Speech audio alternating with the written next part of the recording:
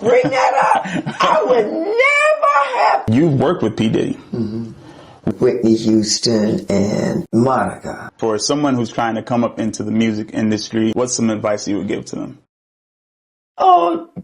We're thrilled to welcome Jackie Rhinehart to the Millspill. Jackie Rhinehart is a seasoned music and marketing executive. Among her many accomplishments, she's held key roles at Arista Records, Universal Records, and Mercury Records, where she helped shape the careers of iconic artists. Such artists as Erykah Badu, Nelly, Rick James, and P. Diddy. She's also the author of My Organic Soul, From Plato to Creflo, Emerson to MLK, Jesus to Jay-Z. And she's the founder of Organic Soul Multicultural Marketing. Can you introduce yourself to our listeners and tell them a bit about your background? I started in Colombia with my own promotional concern called Triad and Jackie Productions Unlimited, and we did t-shirts and merchandising for artists as a segue into doing promotion and publicity and other marketing for that very artist. So we would primarily start out with the merchandising, and we did that for many artists that come through Colombia. And from there, I built relationships that I went on, and I left Colombia, and I eventually worked at different record labels in New York as a publicist and then into head of marketing at different labels. I saw where you were in college and you were also working with Rick James even? Mm-hmm. Well, how did you? I was in college. Where was I at this point? I was working at the governor's mansion. That was 1979. Dick Riley was the governor, and I had not left the University of South Carolina yet, but it would be my last semester. And when I did that, I went on to develop, as I said, the company. But it was like in the early 80s, I did the t-shirts for Rick James, and I did them because I met them, and I sent to them shirts for every member of the group to show them what I could do, and they liked them. From there on, they started calling and saying that I could do the shirts for their tour. Wow. So you went from making shirts to becoming a marketing executive. What originally inspired you to pursue a career in the music industry? Well, I knew a lot of musicians in Colombia, including my brother. And you notice that a lot of artists, they may be very good at whatever it is they are affiliated with, be it fine arts or as a musician. But the point is they're not very good at marketing or selling themselves. So there is a need for that. And it pays to have somebody that is empathetic to the artist's plight, in the sense of you're not just there to take from the artist, but to be of service to the artist. So that was really the impetus. I never really realized how much it takes to understand a person when it comes to marketing and to really help them to develop their own way of marketing themselves. Because I always look at celebrities and, you have this PR thing where they're just putting on a fake persona all the time. Mm-hmm. But when I look at the way that you've done things, you look at who the person is and you help them to express that in a way that it communicates who they truly are authentically to their audience, to the people. Yeah, well, and that's why I call it organic soul, because you don't want to take something that's not true to yourself to exploit. You want to really just enhance and then highlight that which you are. And that sometimes still may be hard for some artists to do, to even pull that out, because they may just feel uncomfortable about it. But then on the other hand, that's what they really are, and that's the only way they're really going to be successful. Because otherwise, you're waiting for the inevitable, which would be somebody else that's more true to this. That sounds like a rap. Is going to come and take that position, right? So. Mm-hmm. Was there a particular moment or artist that made you say, this is the world I want to be in?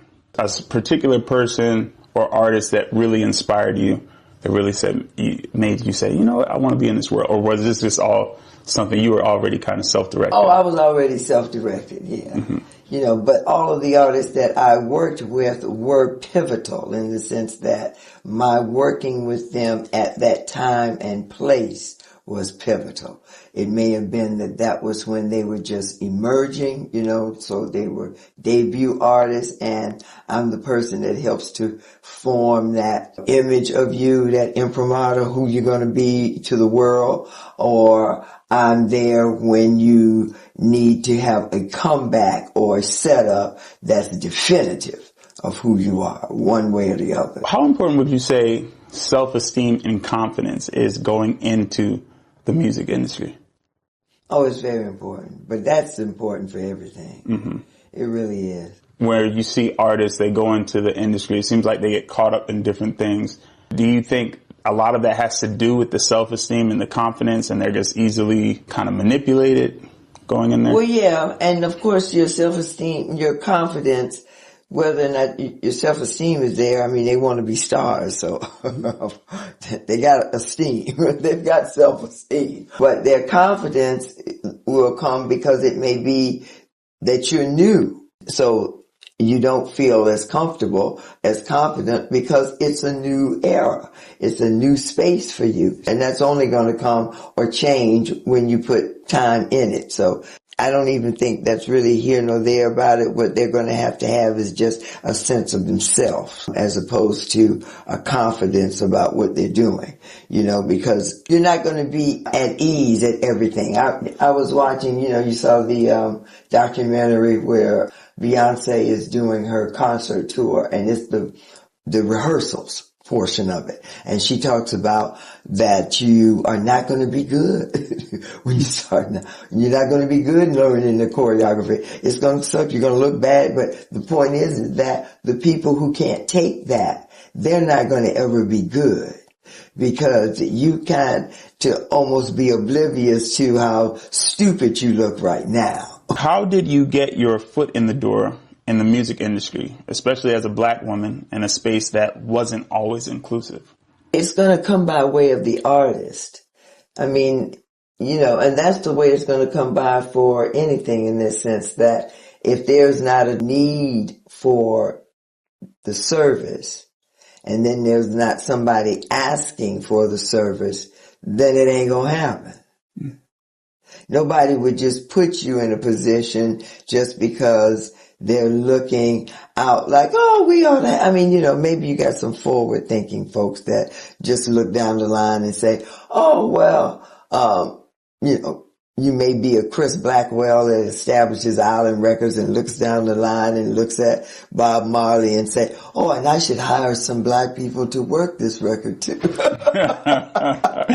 He may be like that, right? Mm-hmm. But otherwise it would probably be some black folks that say, why don't I have a black publicist, or why is there nobody black back here? You understand what I'm saying? Mm-hmm. That's the artist who wants the service. But for me, the person that did was Rick James. Rick James took the shirts and said, I got this little girl in South Carolina. She do my t-shirts. Mm-hmm. Because there was a big NFL player who was obviously investing in merchandising and t-shirt companies, because in that time you didn't have Vistaprint. So people wanting merchandise and doing that with screen printing and so forth, that's processed. That's a company that'll do that. So he was doing that, or he had invested in a company like that. And I guess he thought he would be, as a celebrity, an NFL player, he'd get other celebrities and do their stuff. But he said, I got this little girl in South Carolina, she do my shirts. And that was his response. Can you talk about some of the most pivotal roles you've held over the years? Let's see. Well, I've been a publicist at Arista Records.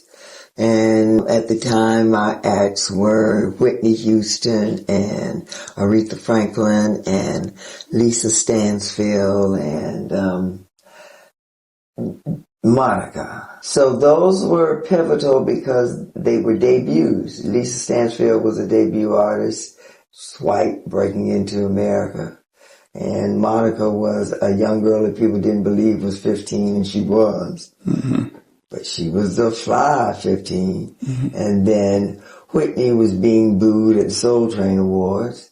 And Aretha was on a comeback. Whitney was being booed at the Soul Train Awards. Remember when Whitney was booed at the Soul Train Awards? I gotta go back and look at that. I might have to go back and look at that. What was trending was that Whitney wasn't black enough. Oh, wow. You know, she had all these big hits like she was Taylor Swift. Well, she was like Taylor Swift. I mean, essentially, yeah, she was like Taylor Swift.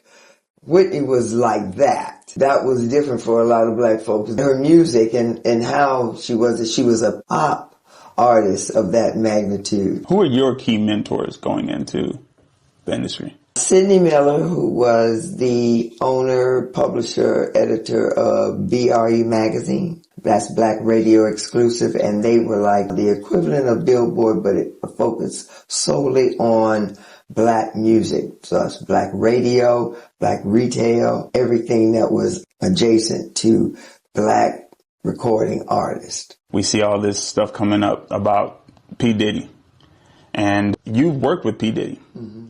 What was your experience like with him? We always had a very direct and congenial relationship, working in the sense that he actually didn't call me Jackie. He would call me Rhinehart.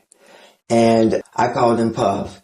And we started at Uptown. Well, I started there after him. He was there, and that was like 1992.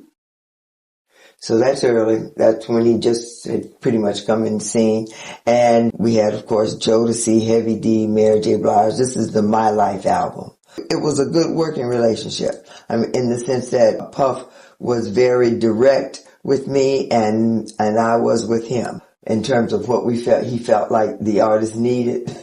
And that would extend to their mental health. And so he would actually help them. Now that you think about that, that's funny to hear. We looked for things that would assist Mary. I remember looking for black psychiatrists, therapists, people that she could talk to, because she was dating the guy from Jodeci, and Puffy felt like that was necessary, so did Andre. So all that was partially in the mix. You're talking about Andre Harrell. I'm marketing and publicity at Uptown. So I included that in the whole strategy and the game plan of how we were dealing with stuff. So yeah, that's how Puffy was. And then we went on, however, in that same time, he and Andre had their parting of the ways, and he went on to get the label deal at Arista. And I had left. So this was in a year's time. We're there, we're working. By the end of the year, he and Andre are going their way, and I'm now going to Arista. And I'm going back to Arista. I had already been to Arista in 1989. Now I'm going back to Arista in 1994. Mm-hmm. And in 1994 is when Puffy gets a label deal for Bad Boy distributed by Arista. And I will be your publicist when you get there. So now I've left Uptown, and I'll see you when you get there. And it was like almost like we had planned it. We didn't even discuss it. I didn't know he was, leaving Uptown, and he didn't know I was leaving either. He got there that year, and LaFace was already there. So I've worked on the launch of LaFace in 1989, and now I'm working on the launch of Bad Boy in 1994. Wow. So that's what I mean by, I'm there at pivotal times. I worked at Arista twice, and this is what was happening when I was there. My first thing to do was the launch of LaFace, because I came there in October of 1989. And the launch of LaFace was November 1989. And I'm like, oh God, I've been on the job 1 month. And wow. This is what we're going to do. And the launch was we did the press conference and everything in Atlanta. Although, of course, we're all located in New York. How was it during that time? You have Biggie, 96, 97, Biggie getting shot, and all this beef that was going on, which was very new at that time, the music industry and this beef and people getting killed. What was that like during that time? Well, my attitude about it then was, as it is now, that you can't talk like that. Like my grandmother would say, don't give that no life. Mm. But they gave life to a lot of that, in the conversation, in the music, in the artistry. I mean, Born to Die. Everything was about that. And I remember thinking and saying, wow, they think that Rick James is crazy, but the conversation was never about dying. Never so much this obsession about ready to die, killing folks and guns and so forth, in the sense that, and yet he was considered, just as wild and rebellious and crazy, but it wasn't about that. When did it turn to be about that? When did that become the thing? Because really, if you had spoken that way at that time around Rick and that type of artist, it would have been like, yo, man, get that shit out of here. Ain't nobody talking about no death. You understand what I'm saying? You couldn't have really been in that. That's funny. It was like you went from being hippies and really believing about what you say and having that kind of energy around to now, oh, y'all don't care about that? That energy don't mean anything to you? I mean, you really can talk and be about that, like, for real, just being about that. I never thought about that. It did really, the hippie movement, you understood like the power of your words, and people even in the 70s, even if you weren't necessarily a hippie. But then we went into, now they're just saying like Ready to Die, Biggie's album. Yeah. Then you had Tupac talking about being dying and coming back. I'm telling you, I'm like, boy, y'all was obsessed with that kind of stuff. He even said he had a prophecy about his death. Right, I'm just saying, they were just so into it. And I'm just thinking like, wow, but the guys that you think are crazy, like Rick, and all of that, they're not into that. They're not into that. I always wonder what exactly, when you look at everyone behind the artist, not just the artist himself, but what was the push to go in that direction? Because it was, went from being more conscious and even talking about things that were important, political and stuff, and then it really took a hard shift to gangster rap. Well, kind of the romanticizing of it.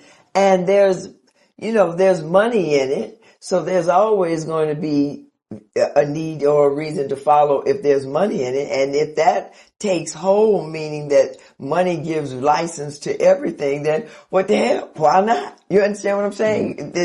And you're disconnected to anything else that would make you say, nah, I'm not going to be about that. And when Jay-Z says, I give y'all some thought-provoking shit, you just sleep on me, then I just throw this out in your arm. Okay, I know what you like. And I'm like, yeah, man, like, whew, okay, whatever. I know what you like. So that becomes, it's easier. Why fight it? I'm in it for the money. That's what you like. So I'm going to give you what you like. I'm going to give you what you like. How do you want it? How do you want it? How do you feel? That's it. I've heard conspiracy theorists say that gangster rap was promoted in order to encourage violence in the black community. Do you agree with that? No. You don't think so? No. Nobody would have to do that. Nobody would have, people think that somebody cares that much about them. Meaning that you would set up a whole campaign to obstruct and direct. Ain't nobody give a fuck about you like that. I mean, really. And besides that, you wouldn't have to do that if that was your goal. You could just sit back and it would be benign neglect, in the sense that you're self-directed into self-destruction. So why would I have to do anything or direct anything? It's easier just to let you go, which is what's happening. People just letting you go. And nobody trying to direct you. You had directors when you had people like that with A&R, like Quincy Jones. Can you believe he was A&R? I mean, you had people of that caliber that were the gatekeepers of music. Okay? So when music doesn't have a gatekeeper, and that's good, because I mean, y'all don't want a gatekeeper. So now that you're doing what you want, how dare you look for somebody to blame it on, to say, oh, look what they doing to us and look what they making us do and look how no, man. Just what you like. Jay-Z already told you, and he ain't trying to direct you. He's just standing there looking at it like, that's what these Negroes like. So if this is what the Negroes like, and I don't like you, why do I have to interfere with what you're doing? You like the things that take you in this direction, that you now say is like, Seems like somebody's directing it. Seems like somebody hates us. Seems like somebody making us go in this direction, say all these self-hating and do all the self-annihilation. No. Nobody have to do if that's how you are. And that is really how people are. What you're looking for is for somebody to stop it. How come they not stopping this? How come they let this music? How come they let me do what I do? I see the craziest sounding shit in the world. I see what you're saying, but then at the same time, think about if you had to took Biggie talking about Ready to Die and Tupac talking about he was gonna die and all this stuff, and then take their style of rap and take it to 1950 or 1960 or something like that and put it around some black folk, they'd have been like, well, what is this? This is they trying to kill each other. It would have been a different mindset. Why did it go from this to this? The community was in that same state of mind. That's what they wanted to hear. I mean, I love Tupac. I like Biggie. So I'm glad they said, the music was great. I mean, shoot. The point was, if that's how you want to live it, and nobody's there to stop that but you. That's all. Nobody outside the community, nobody at the record label, no other race, no other day. That's really you, meaning the artist and the people who respond to it. There were people like when Erykah Badu came, I knew exactly where her audience. I saw her audience before her. Her as an artist, when she came out, I knew immediately like, wow, this is a response to what it is. Cause man, I know the people who love you. See, cause it's not about who you love. It's about who loves you. When an artist comes out, they're like, oh, that's cool, honey. But I'm sitting there trying to figure out who loves this. Who loves you? Like, who's the audience that really can see and love you? And when you can see an artist sit so squarely into an audience and you say, child, please, she's the answer to their thing. You dig what I'm saying? That's a hit. That's a hit in any spectrum, not just in music. That's a hit in any industry. Find a problem and you the solution for it. When you can sit there and say, oh, that bitch is the solution. You dig what I'm saying? She was the solution. Yeah.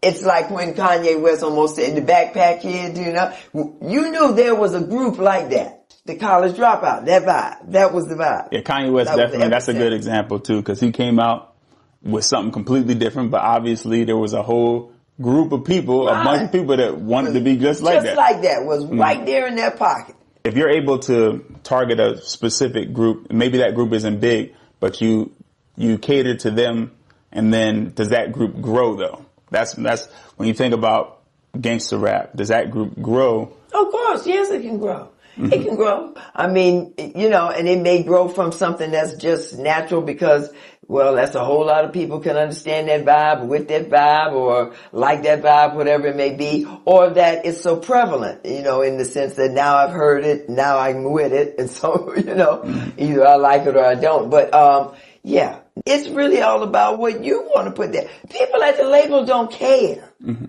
you understand what I'm saying? They really don't care. They're called product managers because records are the product. This is like working at Johnson & Johnson and I'm pushing out different type of products, cleaning products, teeth products, whatever. It's a product. We're efficient like that in a record company. We have a budget to work this and we cost it down to per record. I mean, to the sense of what's going to be the percentage of my marketing spend against what I'm projected to say. We got that. We're going to figure that out. We're going to figure that out in a 3-month period. You got 3 months to live or die. Your release going to say it or not. It's going to either be a disappointment or otherwise you're going to convince some people to continue putting some more dollars behind it. You got a budget that may have lasted for a quarter, for a year, for whatever, but nevertheless, that's it. When that's out, that's out. Catering to a base. That's really what it is. Does this person feed that need? Is this person a solution that we can put out there. If they're not, then that's not really. Right. Well, can I get this on the radio? Is this what's spinning right now? Boom, boom, boom. Listen, they got music programmers. Them programmers ain't falling in love necessarily with each song. Like, you know, on radio day, you know people at radio, you ever did radio promotion? I've never done it, but I've seen, you know what, been around people. Okay, so you know, radio promotion people, that's their goal, to increase the airplay. So the guy who is programming the radio, the total programming, he is not as concerned about, do I like this record, but whether or not it will keep people listening to my station and doesn't break a flow of what I already got that's going on that's successful. I remember when retail guy, Royce Fortune, back in the day, he and Magic Johnson were really good friends, and he had a record store, it had record stores in Los Angeles, but he said, when the artists would come in, I'm not putting no picture up there if you ain't not making my cash register ring. I don't care about no. It's about that money. It's about that money. That's Straight it. up, he told me. That's it. That's what it comes down to. You don't put the picture up there if they ain't making no money. Boy. That's it. That's it. Royce, you old man. And he was older too. But he was like in his 70s and saying this shit. I'm like, Roy. You know, so yeah. Okay. It's like that, and Royce is black. It's like that all the way around. So you understand what I'm saying? Yeah, so it's not a conspiracy. It's not a thing. It's your own worst nature coming back to haunt you. It's you. Mm-hmm. People get power, but they say absolute power corrupts absolutely. Well, it's you. Meaning like, I don't ever get mad at the algorithm I get on my TV. Because my interests are so wide and varied and so good, I'm like, oh, I actually appreciate the algorithm. I'm like, bring that up. I would never have thought of that unless it's part of what they think I suggested from what I'm going on. I like it, but I like it because it's curated for my interest, and my interests I like. In the sense that I have no shame in my interests. My interests are so wide and disparate that it's like, wow, this is curated very, very consciously, but very cool. So when you're upset about what comes up for you, that's you. So get into your book. Mm-hmm. What does the phrase organic soul mean to you?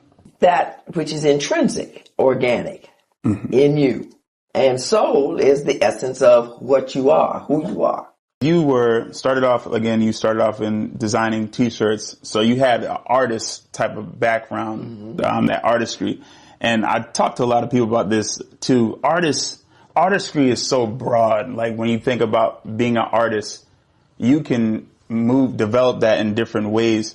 I know people who they're like in their 40s and they're rapping and they're like, oh, maybe I'm going to stop doing this now because you're not really going to blow up in your 40s as a rapper.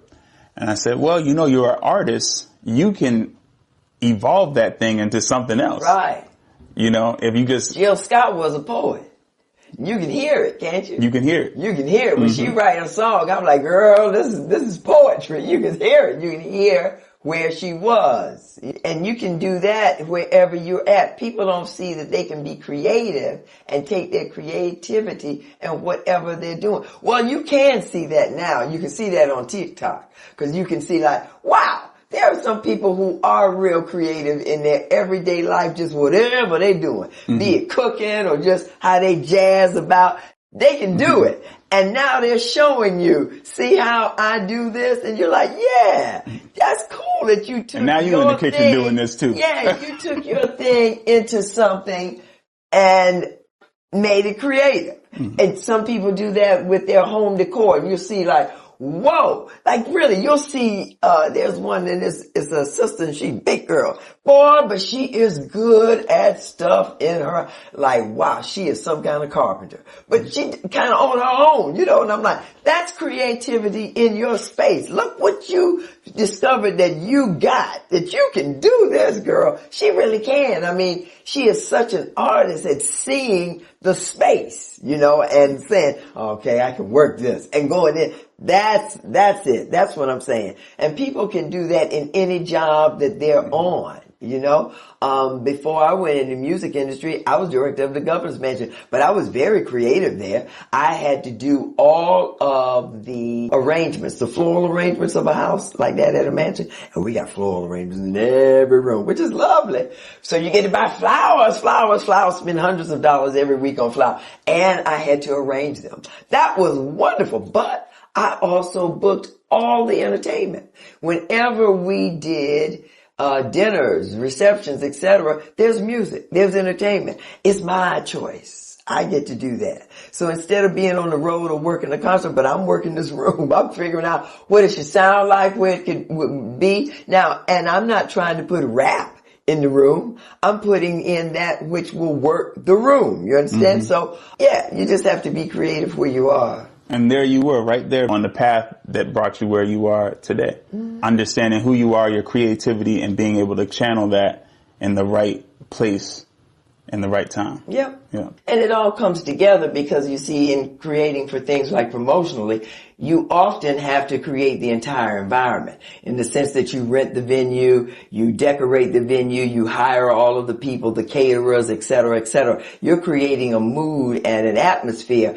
and that requires practice from somewhere. I got to do that on a grand scale at the governor's mansion, on their dime, with their kind of money, spending that kind of money for flowers. I mean, they had a budget just to run the house at that time in '79 of over $80,000 a year. So that's almost $100,000 just to keep this house running here, you know, make it beautiful. So that kind of practice goes great when you get to a job where you can spend that kind of money for one event. And you're now in control of, okay, what is it going to look like? Everything about that room and everything that's going to go down in here, that's part of the marketing agenda too, with an artist. So yeah, it took practice. And so all of that led up to it. I said, oh, this is wonderful. Mm-hmm. Yeah. Looking at your book and thinking about where does your book, or where does Organic Soul fit into the conversation today with young folk and their growth? Well, it was to just instigate a conversation with yourself, you know, and a lot of people have a hard time talking to themselves, and that's too bad. That's really where they're going to find the answers to things that have happened and things that's going to happen. But the point is, you don't know what you're acting upon. I always used to say, I don't trust people who don't talk to themselves, because I mean, you ain't never heard what the hell you thinking. What you talking about, what you operating on, you don't really know your operating system, because you ain't really done an internal check, because you ain't talking to yourself. Mm-hmm. You know, it's funny. A friend of mine, he's a doctor, and he and I were talking by way of text, about AI, and he does an AI exercise every day. So he uses ChatGPT or one of the AI generators and does something new, you know. Does a prompt, let's see how this works. Like, even though he's retired, and he was president of a major pharmaceutical company in Japan. So I mean, like, you know, he doesn't really have to do this, but this is, right, the exercise. So anyway, he says to me, the thing about it that he finds so astounding about AI is how it perfects and corrects itself. And I said, oh yeah, but that's the point of the whole thing, and that the investors and creators have said from the outset, which is why Elon Musk might need to pause, put a little break on this, because it's coming and you all don't understand what could happen with this. Mm-hmm. Because AI does correct itself. It does get better off of its mistakes. So you know how people will say, even in the one for art, for example, when you're doing an image and you can see, okay, well, it has 6 fingers instead of 5, you know, the hand. Well, it'll correct that. Now, in this generation, that is now gone. Mm-hmm. It has gotten better so that wouldn't be there. The same thing happens to any other prose or text that it's doing. It is correcting itself. Anything that is finding, because that is what the computer, or rather what the program has been set to do. However, people don't do that. Wow. We don't correct ourselves. We don't do an internal audit. We don't check and say, oh, that shit was wrong. and go back and then don't do it again. We don't do that, which is really why AI will overtake man, because we don't self-correct. Even though it's using all of our knowledge, meaning that AI scrapes whatever digital it wants to extract the information that is regurgitating, essentially. Be it the best of music, the best of literature, whatever. The point is, it can correct itself, and if you don't, then look how much further it's going to be beyond you. Wow. We've created something that makes itself better and better and better, and we haven't done that to ourselves. Because most people don't even sit back and actually think about what they thought about or how they're thinking. People now just getting into therapy so that they can kind of figure out, what am I thinking about? Why am I my own thoughts got me all going? I'm like, well, child, please. It's too bad you didn't think or weren't taught to talk to yourself and do this kind of dialogue and self-analysis early on. I was. My mama would actually tell me and encourage, you should have a little talk with yourself about this. or when I was older and moved to New York, I remember once calling and saying that, oh, tell me what to do. Oh, I want to tell them something. She said, you should go out, take your cell phone on the wall, and think about it. You'll find the answer. Go take yourself for a walk and talk. And now therapists are actually saying the combination of walking and talking is what they're doing in cognitive therapy, because it's something about the movement and about talking at the same time, at any rate, that helps people process things. That's what she told me over 30-something years ago. And I'm like, child, please, people should be taught that when they're young. And moreover, if you don't, how do you know what you're operating on? Are you operating on things that you really believe, or just some shit you ain't heard? That you just accepted, and then because sometimes you say things out loud and then you realize, I don't believe I said that. Oh man, that's crazy. I ain't gonna believe shit. You know what I'm saying? You never done that, Oh yeah, no, yeah. Right, but that's the reason why you need to say it out loud. Say that out loud. Say what you, right. You hear what you're saying? You hear what you're saying. Girl, get a grip. Point of all of that is that things that you should meditate on, you should. So be, deliberate about that. Be conscientious about that, and think on the things that you should, because it's just like the food that you eat.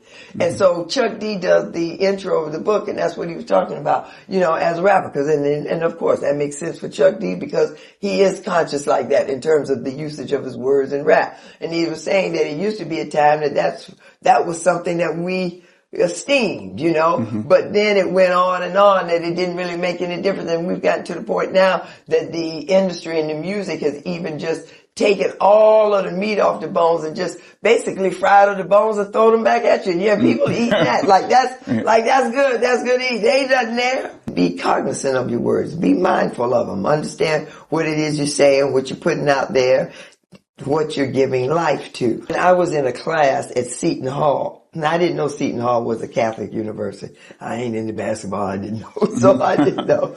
But they were in my neighborhood. And so I could walk to the school. So I decided I'd take a course at the school. The course that was open there on the grade level was prophetic literature. I said, ooh, what's that? I said, I'll take that. And when I got there, and it was really very interesting. But one of the things he said one day was that prophets of the Bible originally were a school, just like how a guild or a union would be today. That is how your skills would have been developed then, in the sense that that's why you were a carpenter. My daddy was a carpenter. His daddy was a carpenter. I was like, oh, everybody learn the carpentry. This is our thing. And my daddy was a prophet. I'm going to be a prophet. He's talking, so okay. But the new prophets of the Bible, many of them said, I am not of the prophet school of prophets. He was saying that today, the prophets that in our time we would consider would be artists, poets, rappers, musicians. And I said, oh my God, rappers. They don't even realize, do you know you're a prophet? Like you really would be considered that if we were in a different time and place. When he said that they would have been the artists, the musicians. And then I said, oh, and the rappers. I thought immediately of Rakim. I said, Rakim would be that prophet. For real, and I could hear his lyrics and I said, yeah, he's that, you dig? So I said, I hope they take their words that seriously, that really that's what you would be considered if you lived in a different time. So anyway, so that's how the book has that title, from Plato to Creflo, Emerson, to MLK, to Jesus, to Jay-Z. And it sounds like you're encouraging people not to just live on autopilot. Right. Because that's what a lot of people just walk around and it's like, okay, Right. just not, just doing the same thing. And you're not thinking about, well, who am I? What are my goals in life? Where am I going? I'm just walking, but where am I going? Right. And so Right. people are out here on autopilot. Why am I operating this way? I mean, I know, a lot of people don't ever think about the reasoning behind their doing. They just do it. One of the things I like that you said with the Living Legends Foundation Acceptance Speaks, you talked about a person having an idea and you actually had the courage to act on that idea. But a person who doesn't act on that idea, maybe they see that idea happen and then they say, oh, you know what? They stole my idea. Mm-hmm. But it was the time for that idea. Mm-hmm. It was that idea's time. That was a very powerful statement to me because a lot of us, we walk around, we're on autopilot. We have these ideas. We have a creativity inside, but we don't have the bravery to step out and actually do whatever that is. Mm-hmm. And you had that courage to do that in college too. I spent $200 on those t-shirts, and $200 was my rent. My rent. Wow. But I remember I had a nice house near the University of South Carolina in the Shandon area, anyway, Blossom Street area. It was beautiful. So I liked my first house, but I'll never forget it because I always gauged everything against my rent. And I said, "Wow, my rent was $200. These t-shirts will cost us $200." I mean, so yeah, but I gathered my friends that were like graphic artists and, and music aficionados, in the promotion and so forth. And I said, okay, so what's the ideas? And we all sat there and we brainstorm and then boom, we come up with the ideas for these different shirts. And, then we go out and we make them and then we'd have to go out and sell them, meaning we'd have to go to the artists and say, don't you like this shirt? Mm-hmm. Wouldn't you like to have this shirt for your tour? What do you think? I know you didn't ask for this shirt, but isn't this shirt the bomb? Is this what you was thinking? And they're going to marketing. Yeah, you got to go out there and you got to go out there and market your shirt on it. Mm-hmm. So, for someone who's trying to come up into the music industry, what's some advice you would give to them? Oh, just to really be true to if that's what you want to do. And I mean, that's what you want to do with other adjacent products, because you're not just going to do music. Not today. Today you would do music and do other things. So you might as well put all of that into the plan and think about what other things I would bring to this. Do I want to act or go into this, voiceovers, whatever. But think about it from a multidisciplinary point of view. They don't pay enough on Spotify. It seems like, especially today with, you got these like, one-hit wonders. TikTok, you get a good song and boom, they're gone. Different from like back in the 90s, 2000s, you had artists that actually had some years. Right. So I definitely see where you're coming from with that. They need to have a whole view of other things that they want to do to stay on top if they're actually going to get out there. Because your music, you can continue forever, but will it provide you a living continuously? So you're going to need to have all those things in place, other things that can continue while you're waiting for the next song or whatever. Sounds like you'll have to really be in tune with who you are so you can channel yourself not only in music, but if you need to channel yourself into the movie industry or whatever else you need to do as well. And you see, it's interesting to see how strategic they were and how well they did it. But the artists that survived, that we know now, be it like the Queen Latifahs or the LL Cool J's, that's what they did, right? And they did it so well, so seamlessly. You don't really know when they diverged this way or when that, but they definitely did all of those things. You know? And then LL Cool J had us going, please live on Deep Blue Sea. He's like, oh, I'm so happy. Right, you know, so it's like, go ahead, LL, you did that well, you know. He was the first one to live. Yeah, I was like, oh, I'm so out, did that, right. So, that's the deal. All right, all right. Well, thank you for coming on with us today. Welcome. We really I appreciate enjoyed it. Make sure to like and subscribe.